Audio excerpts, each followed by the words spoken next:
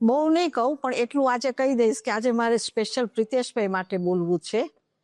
પ્રિતેશભાઈ તમારા બધા માટે એક બહુ જ મહેનત કરીને એમના અંદરમાંથી એમને જે ઉર્જા આવી હશે, એમના મનમાં જે આવ્યું હશે, એનાથી એમને એક તમારા બધા માટે એક દીપ પ્રગટાવ્યો છે. જે દીપ એમને પ્રગટાવ્યો છે એ એમની ઈચ્છાથી કે દરેક ગુજરાતી, પણ એવો અર્થ નથી કે ગુજરાતી જે પણ એમનામાં આમાં આવે એ જ્યારે આવો ત્યારે એક જ વિનંતી છે, પ્રાર્થના કરી છે મેં કે દીપ હશે દીપ જલાવો.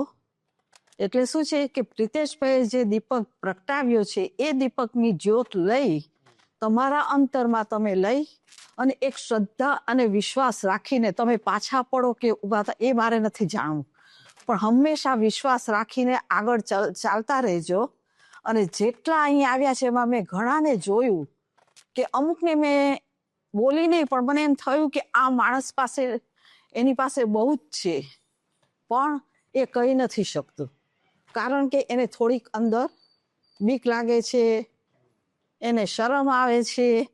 એમાંથી હું આજે તમને એક જ વિશ્વાસ આપીશ ને કહીશ, ગમે તેટલું થાય ગમે તે, પણ નેગેટિવ રાખતા જ નહીં. એક જ મનથી આજથી જ શરૂ કરી દો.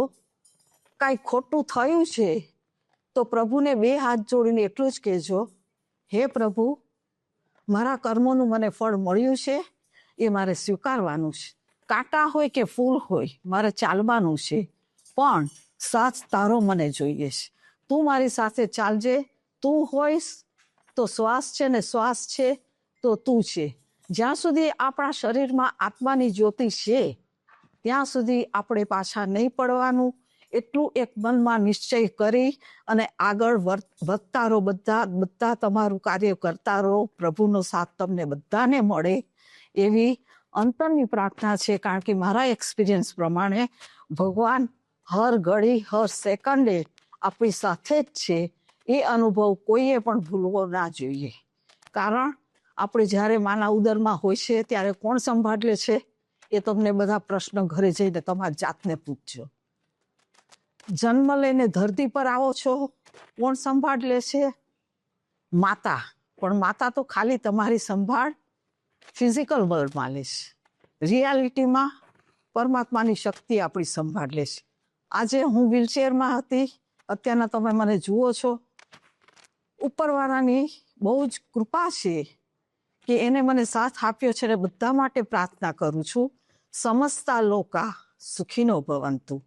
આખા યુનિવર્સમાં બધાને એવી સમજણ આપે, શક્તિ આપે.